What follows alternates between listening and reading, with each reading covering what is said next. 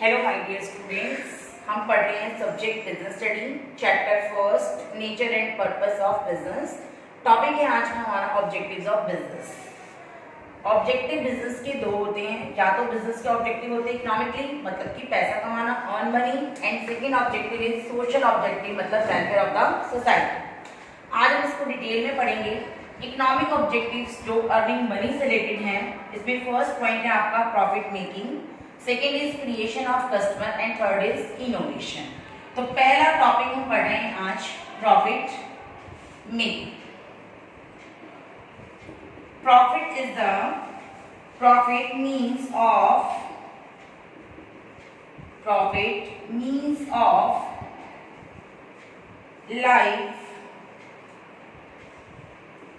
livelihood for the entrepreneur and reward for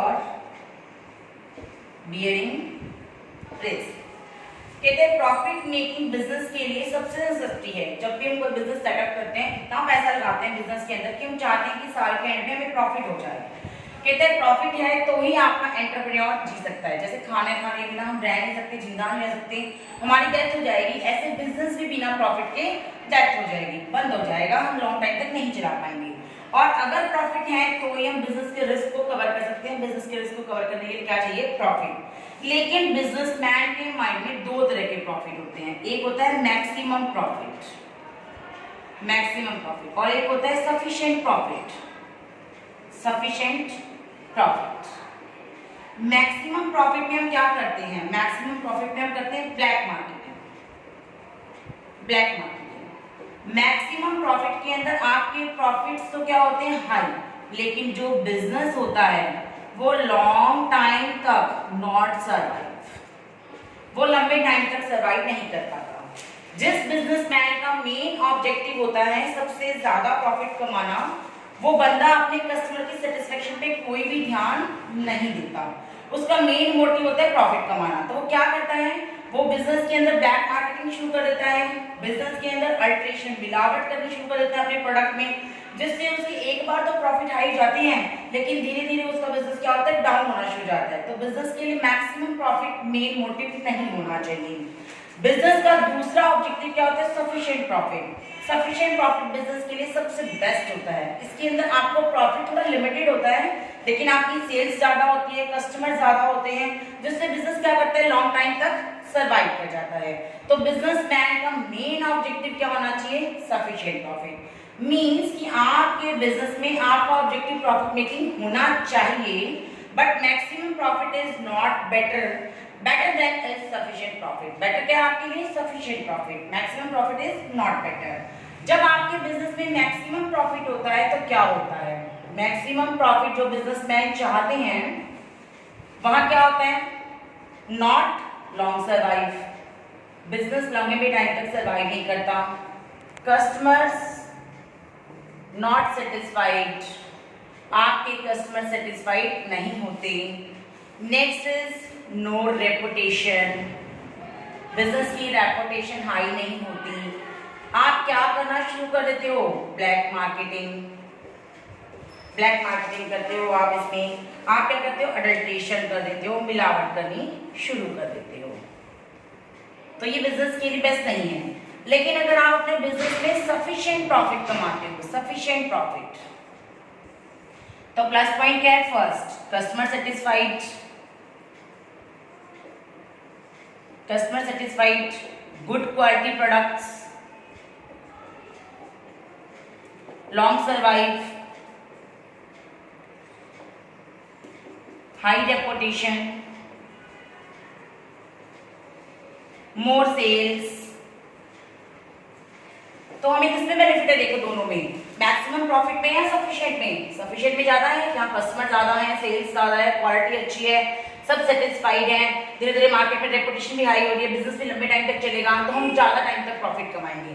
लेकिन maximum profit इसका motive होता है सिर्फ प्रॉफिट कमाना, मिलावट हो जाए, कस्टमर सेटिस्फाइड हो ना हो, बीमार हो जाए, तो वो साल प्रॉफिट कमा लेगा, 2 साल कमा लेगा, उसके बाद क्या करना पड़ेगा? उसे अपना बिजनेस शट डाउन करना पड़ेगा। तो बिजनेस में मेन प्रॉफिट मेकिंग ऑब्जेक्टिव होना चाहिए, बट नॉट मैक्सिमम प्रॉफिट। आपका एंटरप्रेन्योर कहां सेटिस्फाइड होना चाहिए? Sufficient profit, first point. Second objective क्या है बिजनेस का? Creation of customer. Second point है हमारा क्रिएशन ऑफ कस्टमर। अगर आपको प्रॉफिट चाहिए तो प्रॉफिट घर बैठे तो आएगा ही नहीं। कैसे आएगा प्रॉफिट? जब आपके पास अच्छी क्वालिटी के प्रोडक्ट्स होंगे, आपके कस्टमर आपसे सेटिस्फाइड होंगे। आप जितने ज्यादा कस्टमर बनाओगे अपने, उतना ही ज्यादा आपका बिजनेस चलेगा। तो अगर आपने प्रॉफिट कमाना है तो किससे कमाना है? Profit earning related to creation of customers. और कस्टमर कब होंगे आपके पास? जब सेटिस्फाइड टू कस्टमर्स, जब आप अपने कस्टमर्स को क्या करोगे? सेटिस्फाइड करोगे।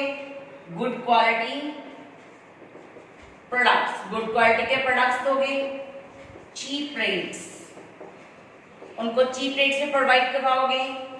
हेल्दी कंपटीशन, अगर आपका कंपटीशन हेल्दी होगा तो भी कस्टमर सेटिस्फाइड होंगे। अब अगर आपने एक कस्टमर को सेटिस्फाइड किया तो वो बाहर जाकर कितने कस्टमर्स को बताएगा? तो वो एक कस्टमर कितने बंदों को अपने साथ लेकर आ रहा है? 4 बंदों को। ऑटोमेटिकली आपके क्या होंगे? कस्टमर्स बढ़ेंगे।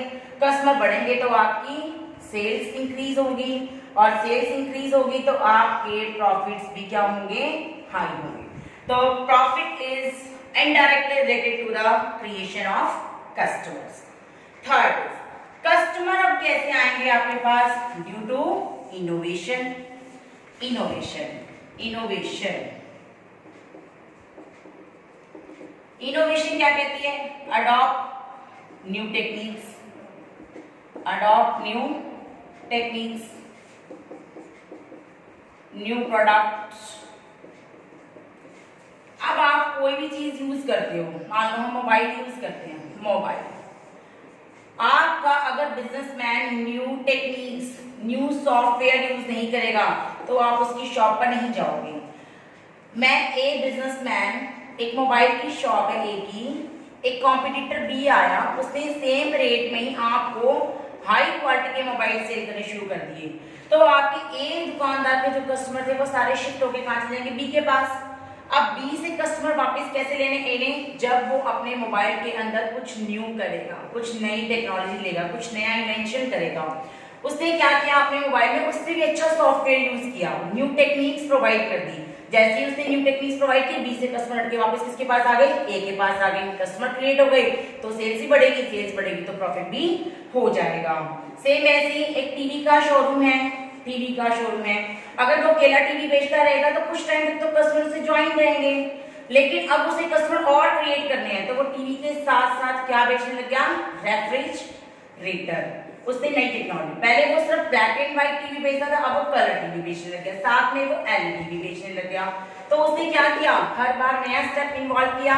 जैसे जैसे उसके पास न्यू टेक्निक्स आती रही, उसके कस्टमर बार बार उसके पास आते रहे, और भी कस्टमर आते रहे, सेटिस्फाइड होते रहे, धीरे-धीरे उसका प्रॉफिट भी हाई हो गया। तो इकोनॉमिक ऑब्जेक्टिव में फर्स्ट मेन था प्रॉफिट मेकिंग। प्रॉफिट में दो प्रॉफिट, सफिशिएंट एंड मैक्सिमम, लेकिन हमें कौन सा चाहिए? सफिशिएंट। वो बिजनेस को लॉन्ग टाइम तक सर्वाइव कराता है।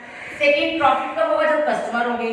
कस्टमर कब क्रिएट होंगे? जब आप अच्छी फैसिलिटीज दोगे, अच्छी क्वालिटी के प्रोडक्ट्स दोगे, चीप रेट्स में दोगे, उनको सेटिस्फाइड करोगे, तो again again customer will come and sales increase, profit high. Customer कब आएंगे? जब आप अपने बिजनेस में इनोवेशन लाओगे। अगर आप घिसा पिटा टेक्निक्स यूज करते रहोगे तो धीरे धीरे कस्टमर आपको छोड़कर आपके कॉम्पिटिटर के पास, न्यू टेक्निक्स वाले के पास चले जाएंगे। आपको अपने कस्टमर अपने पास क्रिएट करने हैं और भी नए लेने हैं साथ में, और उनको भी स्टेबल रखना है, तो आपको अपने प्रोडक्ट में क्या लाना पड़ेगा? इनोवेशन, मतलब कुछ चेंज, कुछ न्यू टेक्निक्स अडॉप्ट करनी पड़ेगी। जैसे आप न्यू लेटेस्ट टेक्निक्स लाते रहोगे, जो आपके पास कस्टमर है वो भी स्टेबल रहेंगे, प्लस न्यू कस्टमर भी आएंगे, तो क्रिएशन ऑफ कस्टमर हो जाएगी, सेल्स बढ़ेगी तो ऑटोमेटिकली आपके प्रॉफिट्स भी हाई हो जाएंगे। तो हमारे इकोनॉमिक ऑब्जेक्टिव के 3 point: profit making, creation of customer and innovation. Second objective is social objective. जो सोसाइटी वेलफेयर के लिए आपके ऑब्जेक्टिव्स हैं वो क्या है? सोसाइटी क्या चाहती है? सेटिस्फेक्शन। सोसाइटी में कौन आते हैं? हम सब आते हैं, पब्लिक, कस्टमर, हम सब सोसाइटी में आते हैं। इसका फर्स्ट पॉइंट है high quality of goods at reasonable rates. Society क्या चाहती है? सोसाइटी चाहती है हमारे प्रोडक्ट्स की क्वालिटी बेटर हो, ये चाहती है अच्छी, हम बीमार ना हो, हेल्दी प्रोडक्ट्स हो हमारे पास। बेटर क्वालिटी का मतलब होता है हेल्दी प्रोडक्ट्स, आपके प्रोडक्ट्स हेल्दी हो। सेकेंड, वो रेट में कैसे होनी चाहिए? रिजनेबल, जिसे एक मिडिल क्लास की family, lower class, high class सब अफोर्ड कर सके, तो रिजनेबल प्राइस होनी चाहिए आपकी। तीसरा, नो अडल्ट्रेशन, उसमें कोई मिलावट नहीं होनी चाहिए। नो अडल्ट्रेशन, कोई भी मिलावट उसमें नहीं होनी चाहिए। अगर आपके प्रोडक्ट्स हाई क्वालिटी के हैं, उसमें कोई मिलावट नहीं है, आपका प्रॉपर सिस्टम चल रहा है, कोई मिलावट नहीं, कोई ब्लैक मार्केटिंग नहीं, तो आपके कस्टमर क्या हो जाएंगे? आपसे सेटिस्फाइड हो जाएंगे, और सेटिस्फाइड होंगे तो आपके प्रॉफिट्स कैसे होंगे? रिजनेबल होंगे। अगर सोसाइटी सेटिस्फाइड है तो हमारा सोशल ऑब्जेक्टिव पूरा हो जाएगा। Second is fair turn to कस्ट इन्वेस्टर्स। हमारे बिजनेस में बहुत सारे बंदे ऐसे, इन्वेस्टर तो हमने पढ़ा ही हुआ है, investor means the person who invested money in business. जो भी बंदा हमारे बिजनेस में पैसा लगाता है, बिजनेस में जो भी हमें फाइनेंस प्रोवाइड कर देता है, वो बंदा क्या होता है? इन्वेस्टर्स। ए का बिजनेस है, ए का बिजनेस है, इसके बिजनेस में बी, सी, डी और ई और एफ, इन सब ने क्या लगाया है? पैसा लगाया है। अब ये इनका मोटिव क्या है? कि हमारा पैसा सेफ होना चाहिए, प्लस जो हमने पैसा लगाया है उस पे हमें रिटर्न मिलना चाहिए। रिटर्न मीन्स कि जो बिजनेस को प्रॉफिट हुआ है उस प्रॉफिट में हमें शेयर मिलना चाहिए। तो फेयर रिटर्न टू इन्वेस्टर्स क्या कहता है? Fair return to investors, proper dividend, कि उनको प्रॉपर प्रॉफिट मिलना चाहिए, proper dividend. Dividend is the part of profit, dividend is the part of profit, जितने भी प्रॉफिट में उसका हिस्सा मिलता है प्रॉपर देना चाहिए।